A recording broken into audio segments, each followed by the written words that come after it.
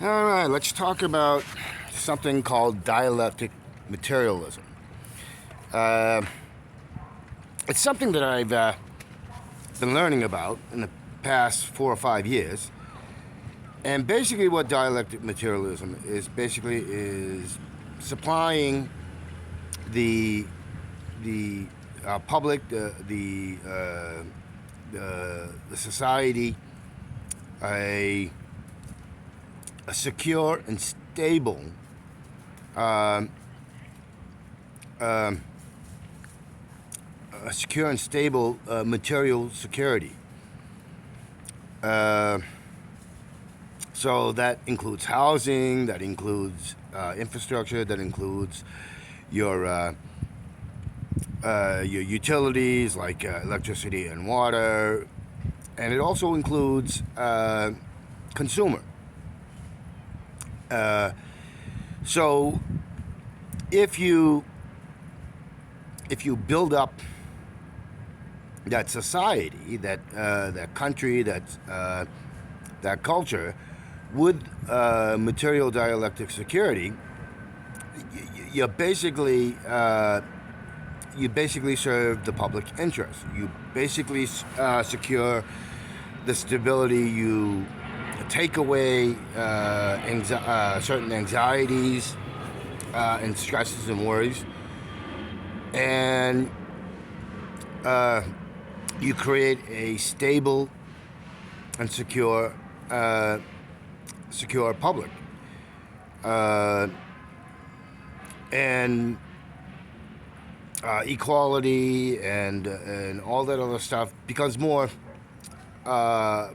concrete for them, for the people living there, and that's what the Chinese are doing. That's what the Chinese are doing through the BRI and other programs that they have. They're building up the dialectic. They're trying to build up the dialectic, material, stable security, not just for a few, but for the many. Now they're not doing this because they're saints, because they're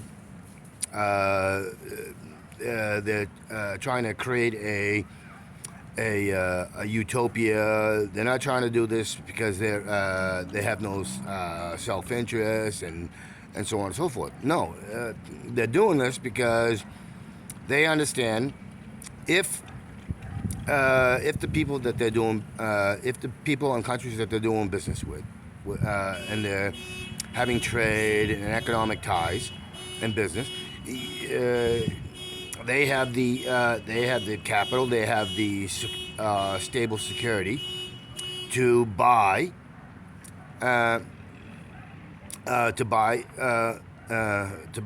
and also sell their finished products, their and so it comes down to, it's like that old saying of supply and demand. If it's like the way it should work is supply should be something that is created by the demand of the people, and not by artificial means, which is what Western capitalism is. The capitalists, the ones that have the means of production, the means of control, means of pricing, means of supply and everything else, they can make it seem like there's a shortage, or they can use that to increase their prices and so on and so forth. And always, that's not what the Chinese are doing through the BRI. They're supplying education. They're supplying the means to build centers of education, the infrastructure like the roads and transportation. They're building ports, airports. They're building railroads. They're building up communications. And a lot of the nonsense of debt trap is exactly that. Because something I've been looking into is that a lot of the efforts of BRI are done through the state run and state-backed businesses of China, and they have to adhere as if they were in China itself to the regulations and policies. And those regulations and policies in China basically dictate you can't be a predatory asshole, and that your efforts must be to enable the material security for as many as possible, and build up their ability to accrue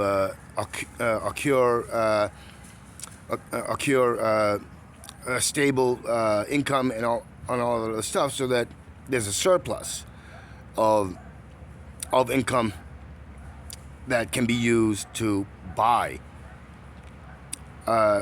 things. So that's basically what that's the way I'm looking at it. From what I've seen, that's exactly what they're doing. So they're not using debt traps. They're not demanding through the IMF or the World Bank or individual Western countries saying, okay, well, we'll give you, we'll grant you this much money, but then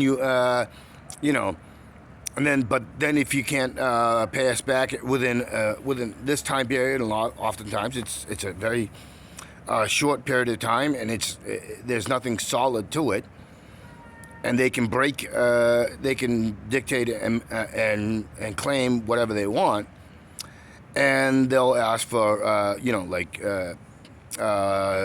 they'll say, well, then you have to give us your electricity. Your electricity utilities, your lithium, your iron, your cobalt, your water, your education.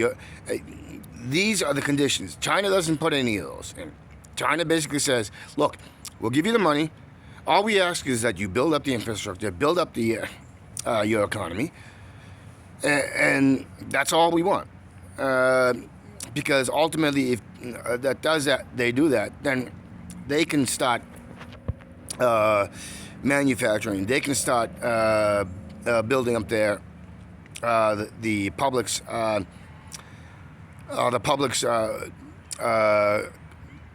collective buying, PPP, purchasing parity, power purchasing parity of GDP. That's what China's aim is. And why did they do it? Because ultimately, it serves their interest. You build up, and it makes complete sense. If you think about it, it makes complete sense. If you have secure stability, and you have a surplus of money in your pocket, and you can purchase things, then you're going to buy things,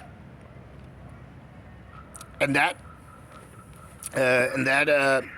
you can buy things, or you can start a business, and you can sell things, and you can export things, you can import things.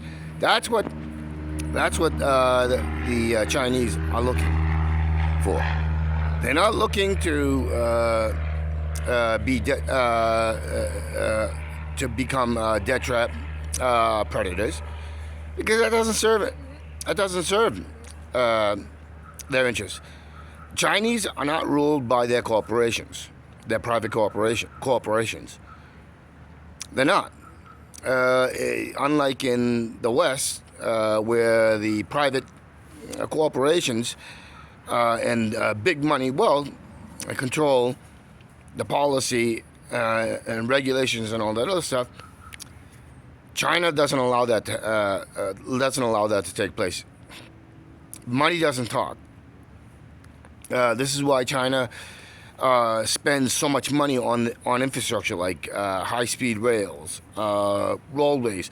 They're now heavily investing in EVs. They've already set up. They've already set up 80 or greater percent of charging stations, the biggest in the world by far. They have I think 60 or 70,000 kilometers of high speed and public transportation system. That's massive. So they're building mega cities, which are centered, and this is something that China, because of the power and influence of the Chinese government, that even the private corporations in China, the private interests in China, does, because they've seen it work. They've seen that it grows.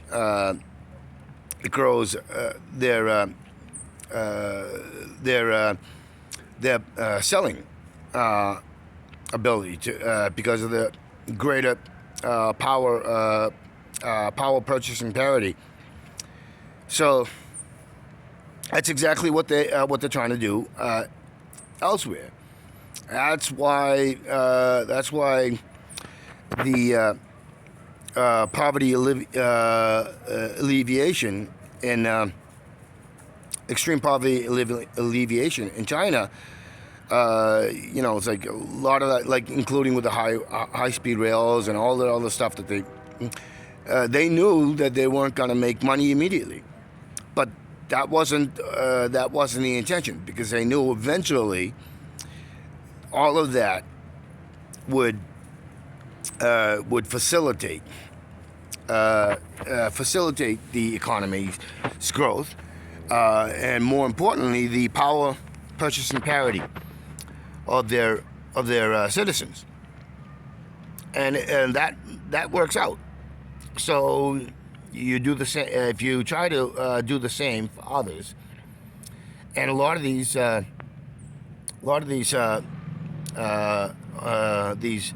efforts outside of China, they're also training and teaching and giving the locals the opportunity to eventually take over or even start their own. And so and that's because China has understood that manufacturing, the ability to domestically manufacture, to produce to the benefit of the greater,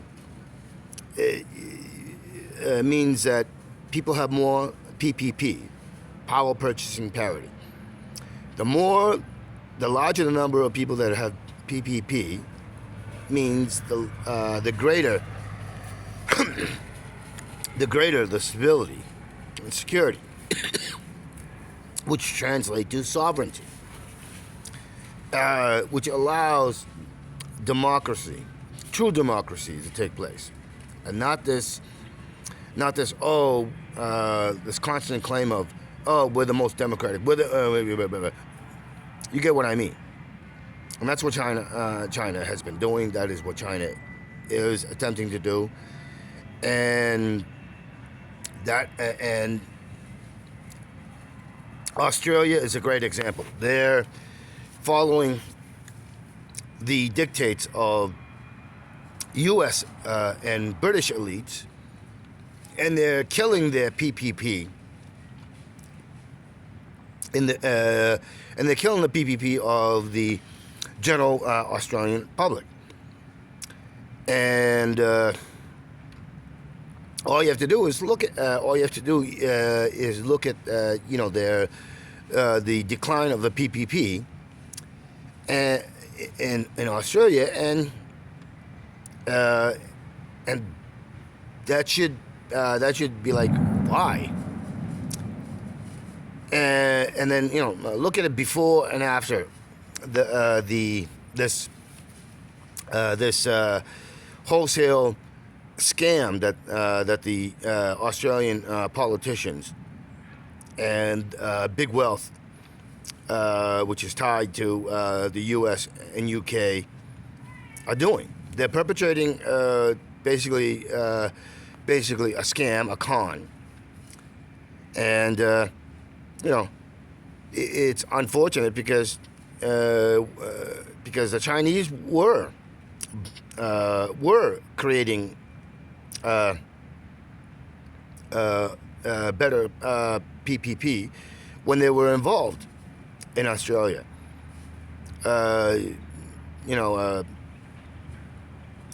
Many things, from wine to meats to cotton. A lot of this stuff has at the egging of the U.S., which the Australian elite and wealthy elite and the Australian political traders, they have a self-interest, and that's and they're basically purposely tanking things. And it doesn't matter because the U.S. is doing the same thing. All these Western, especially the Five Eyes, they're purposely doing this. It's they're betraying you, and your media is lying to you, brazenly and blatantly lying to you, and creating the problems that then they can say, oh, it's China's fault. Oh, it's Russia's fault. Oh, it's Venezuela's fault. Oh, it's Cuba's fault. Oh, it's Iran's fault. Oh, it's India's fault. Oh, it's this fault. Oh, that. That's how it works. And if you don't smarten up, guess what? Then it is you who are contributing to your own destruction of your own enlightened self-interest, in your own ability to have PPP, in your own ability to have your money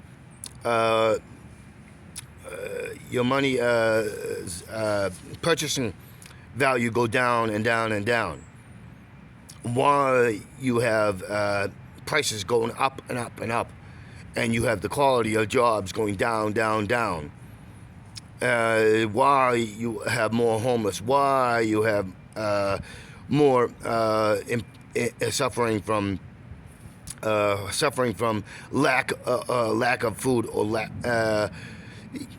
it's all ties together, and people have to stop listening to these demons, these sadistic, malicious demons, and start paying attention. And it's in it's all around you. Every single major so-called corporations, private companies, whether they're in telecommunications, in electronics, in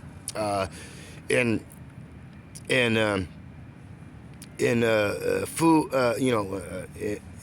in selling you your food or your electricity or your transportation or land and houses and so on and so forth, all of it. And if you're interested in becoming more able to think clearly and think critically and see the realities, and admit to the realities, and thereby coming together and understanding solidarity, and not this artificial thing of racializing humans, and and looking out for your own immediate interests, because a lot of you, whether you're in the white collar or whatnot, are losing, and you know it because you can see it. All you have to do is look at your bank book and the power of your PPP and so on and so forth. What's going out is getting greater than what's coming in. That's basically what it comes down to. And if you can't see it, if you can't realize it, and if you can't understand that coming together, you can take back the control and bring some sanity back into life, and that way you can say, oh, it's not the Chinese, it's not the Russians, it's not brown people and so on and so forth, or Muslims. It's our own criminal assholes who've given themselves legitimacy to walk all over us and take from us, pillage and plunder us from us. That's what it comes down to. So understand this now, or pay for it in the very near future, and you're already paying for it.